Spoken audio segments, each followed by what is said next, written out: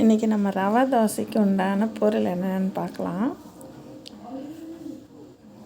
மிளகு, சீரகம், எள், சோம்பு கொஞ்சம், அப்புறம் ரவை,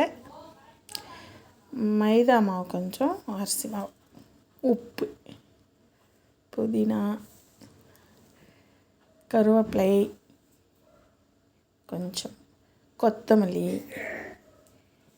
வெங்காயம், பச்சை மிளகா, அப்புறம் இஞ்சி, மிளகு, சீரகம், சர்க்கரை, இட்லி மாவு கொஞ்சம் தண்ணி ஊற்றி நல்லா மிக்ஸ் பண்ணிடுங்க. தண்ணி மாதிரி இருக்கும். நல்லா கலந்து ஒரு அரை மணி நேரம் அப்படி ஊற வச்சுருங்க.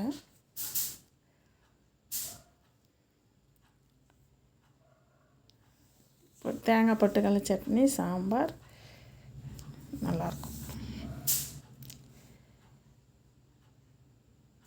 கல் நல்லா சூடான பிறகு தண்ணி மேலே எடுத்து ஊற்றிட்டு அனல் கம்மியாக வச்சுட்டு கொஞ்சம் நேரம் ஆகுங்க.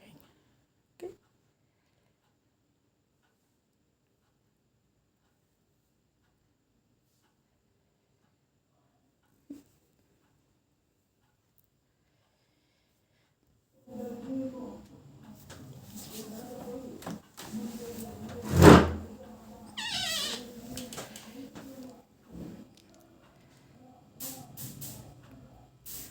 Chutney, sambar.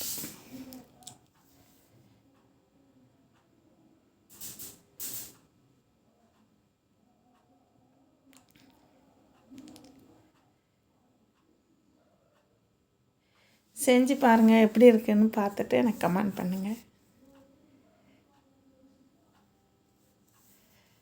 Home food delivery sale. Okay, பாய்.